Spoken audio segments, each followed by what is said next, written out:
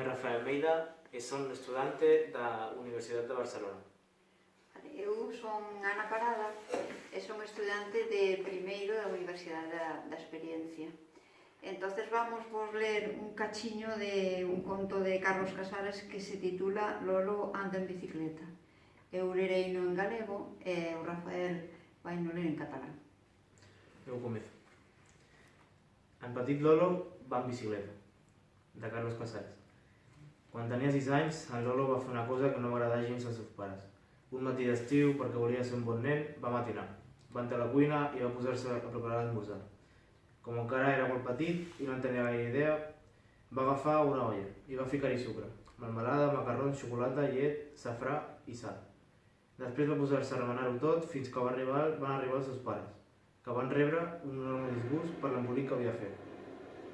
Com a conseqüència del disgust, aquell any el pobre Lolo, en comptes de la bicicleta que va demanar, els Reis Mags li van deixar carbó. Tenir la bicicleta era una vella il·lusió. En Lolo no va entendre com el seu pare, que tenia una bicicleta impressionant, que ella dels cops d'ella. En menys d'una setmana va trencar 3 pantalons i va atropellar una senyora.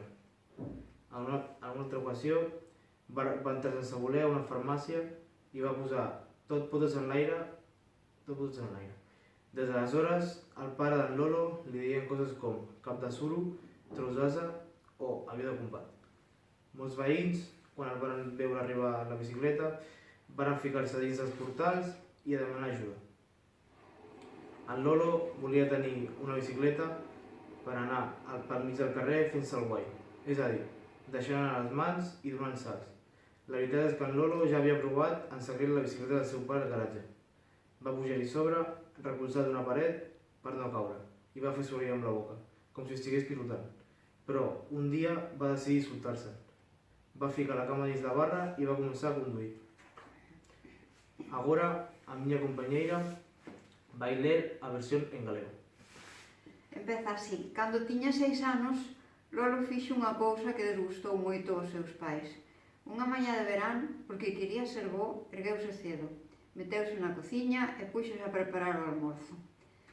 Cando ainda era moi pequeno e sabía pouco, colleu unha pota e foi botando dentro dela azucre, fariña, mermelada, macarrón, chocolate, leite, azafrán e sal. Despois puxose a remexer todo aquilo ata que chegaron os seus pais, que levaron un desgusto enorme pola desfeita.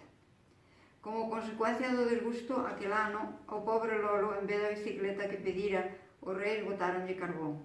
O da bicicleta era unha bella ilusión. Lolo non entendía como o seu pai, que tiña unha bicicleta magnífica, andaba tan mal e caía tantas veces. En menos dunha semana, rachara 3 pantalóns e pillara a unha señora. Noutra ocasión, entrara sen querer nunha farmacia e tirara patas arriba o boticario.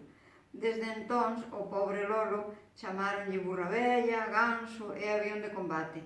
Moitos veciños, cando vían chegar na bicicleta, metíanse nos portais e pedían socorro. Lolo quería ter unha bicicleta para andar polo medio da rúa facendo chulerías, é dicir, soltando as maus e dando saltos. A verdade é que Lolo xa probara en segredo a bicicleta do seu pai na garaxe. Puxérase por riba dela, arrimado a unha parede, para non caer e facía ruído coa boca, como se estivese guiando. Pero un día decidiu soltarse, meteu a perna por debaixo da barra e arrincou. Agora, se queredes saber máis do libro, podedes ler